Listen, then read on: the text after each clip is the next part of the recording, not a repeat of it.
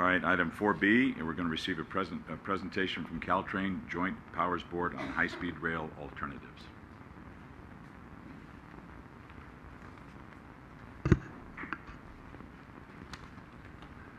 Good evening. I'm Mark Simon, Executive Officer for Public Affairs for Caltrain, Samtrans, and probably 2 or 3 other agencies I've lost track of. Good evening. It's a pleasure to be here. I'm here because a couple of weeks ago at your last meeting we did talk considerably about 2 tracks and what it meant for the permanent station at your station, the Great Separation Project. And I thought after listening to what had happened there and conferring with your staff, with Connie, that it made some sense to come back and try and provide a little more context to answer any further questions and to address any concerns you might have. What we're talking about is, and if you've heard this before, I apologize, we've been doing a great deal of outreach to try and contact city councils throughout the peninsula to talk about this and what it may mean for them. We're talking about a blended system. You may recall the original proposal from High Speed Rail was to build a 4-track system the entire length of the peninsula, and actually the entire length of the state.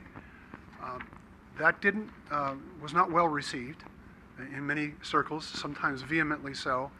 About a year ago, Congresswoman Anna Eshoo, State Senator Joe Simidian, and Assemblymember Rich Gordon proposed what they called a blended system. See if we couldn't use the current track infrastructure of Caltrain to build a high-speed rail compatible system that modernizes Caltrain, that stays substantially within the right-of-way and is essentially a 2-track system. So what we're talking about is an electrified railroad from San Jose to downtown San Francisco. That, in this case, that would be 4th and King. The extension beyond that to the downtown station would be a separate project that would support both Caltrain and high-speed rail, and particularly in key components. The signal system that we would install would be one that high-speed rail could use. The electric system, the transfer stations on the wayside, the overhead wire system would also be something that high-speed rail could use. All of which is by way of saying high-speed rail can help pay for this project. It is primarily a 2-track system, as we said, largely because there will be places where we want to implement passing tracks. That's a decision that is some considerable amount of time away from now. It isn't funded and it hasn't even been designed. But we can't commit concretely to never building more than 2 tracks because we may not want to. We may want to do more at some point in the future. Why are we supporting the blended system? It's within the right-of-way. It is primarily 2 tracks. It doesn't require any additional track infrastructure. It eliminates most of the concerns that most of the people in these communities have had about the impact of the railroad reaching beyond its current boundaries and negatively impacting their communities. It's a lower project cost. It's $1.5 billion to deliver this project versus multiple billions for the larger project. And it means we can do it now, or relatively now, compared to waiting 10, 15, maybe even 20 years. What we did first was do an operational assessment. Could our current track infrastructure handle the kind of traffic we want to run for Caltrain and make room for high-speed rail? And the answer is that we can run up to 6 Caltrain trains per hour and 2 high-speed rail trains per hour with the current track infrastructure. That led to an MOU that I'm sure you heard about on the blended system. 9 separate agencies throughout the Bay Area supported this, are putting in funding for it, have supported our efforts to get funding for it. It's an anomaly. We have some of the largest transit agencies in the Bay Area pitching in to save Caltrain to do a modernization program. There's been a lot of concern among some people that Caltrain is the tail on the dog and that everybody else will tell us what to do. But in fact, the opposite is what's happening. It's $1.5 billion for preparation for Caltrain electrification and the advanced signal system. I referenced that earlier. The advanced signal system also includes positive train control. All of that means the trains can run more efficiently, can even run more closely together. That's a benefit we would reap immediately. Even if we don't electrify the train system, a better signal system allows us to run a better system. There are a second set of projects that are underway that aren't part of the blended system. That includes the downtown extension. That includes whatever plans high-speed rail may ultimately come up with for what they want to do on the peninsula, all of which would be subject to its own environmental review process and CEQA process. passing track operations analysis. Well, I don't know what that one means. There are five different options we looked at, one of which includes 5 different options for where we might put the passing tracks. I understand it now. I've read too many of these over the last, I'm doing about 4 of these. I have to go to Millbrae later and do a completely different one, so I'm having trouble keeping it all straight, and I apologize for that. There are 5 different places where we think we could put passing tracks. One of them is where San Bruno is, which is why that issue about 2 tracks, making the decision now to build go ahead with a 2-track configuration and building a permanent station has some risk to it for the city, but we thought it was a risk that we could explain was worth taking. I met with Council Member Ibarra before this came, before we made a more formal presentation to the council, and the way I described it is it's true, you're sort of betting that we will ultimately not choose to put passing tracks here, or that if we do, it's far enough away that it doesn't necessarily burden the city.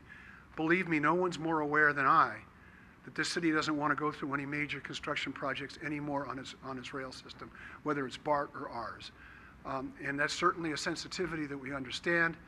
I think sensitivity is not a strong enough word for how the council might feel about it, but we do understand that. The original design was to support 4 tracks. You may recall that was back when we thought high-speed rail would be ready to come right on the heels of our project, and therefore it could be 2 contiguous projects that would seem as though they were one. Well, I don't need to tell you that isn't necessarily the way it's been unfolding.